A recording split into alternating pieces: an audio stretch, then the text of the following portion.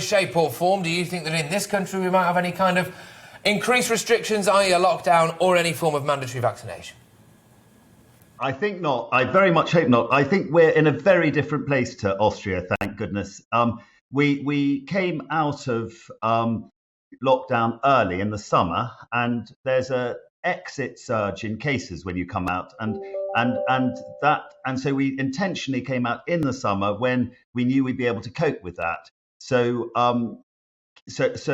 we are in a much better position now. We've had a we've got one of the best vaccination rates in the world, and we've got over 90% of people now have antibodies, and we are doing pretty well. And we mustn't forget the adverse consequences of lockdown. It's not a free alternative. My particular interest is clearly in the health adverse consequences, all the excess deaths in the home, and something we see on the ground at Doctorcall, cases of people who have not received medical attention when they should have done, or late diagnoses, and that it is absolutely essential that we remain open. Yeah, Dr. Levinson, what happens when everyone is vaccinated and we still have a rise in cases next winter? Is there at some point that we just have to accept that the level that COVID is with us perhaps for a time that we don't know about? Is this something that we have to now accept from the part of political leaders, that lockdown is going to be part of our winters every year?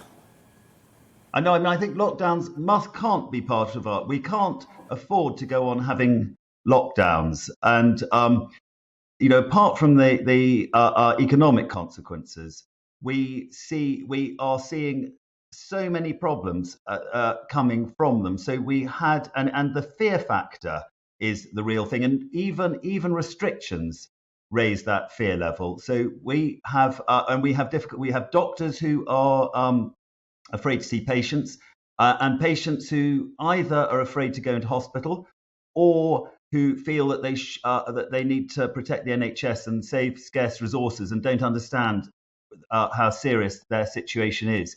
And we do home visits, and we at Doctorcall, and we had a patient recently who was having a heart attack. Now, we wouldn't normally go and see someone who was having a heart attack. We'd get them to dial 999, but he slipped through the net because he talked down his symptoms, and the doctor got to him and said, I believe you're having a heart attack. For your survival, you need to get to hospital immediately. And the chap wouldn't go. And he ended up not going. An ambulance was called in the end, but he still wouldn't go. So these consequences of restrictions and lockdown and the fear they raise are so significant that I just think this is something we have to accept. We're going to live with, and there are better treatments becoming available. There's more and more immunity, and I think we will cope perfectly well without any more.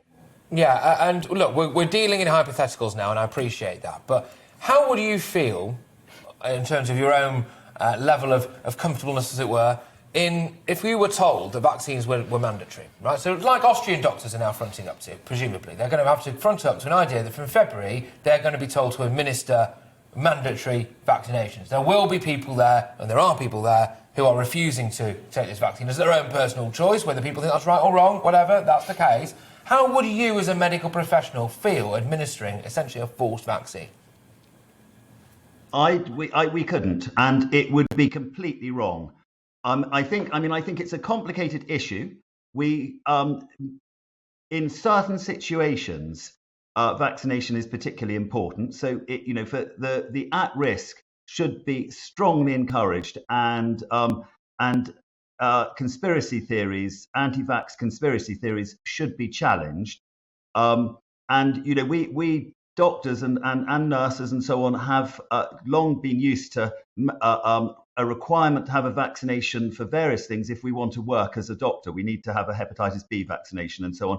So I think it's that for healthcare professionals, that's one thing. But I think for anyway, it wouldn't be mandatory. It would be job related in that situation. But to make but to go beyond that is completely wrong. Apart from being an infringement of civil liberties, it also raises the whole conspiracy theory argument and makes the situation worse.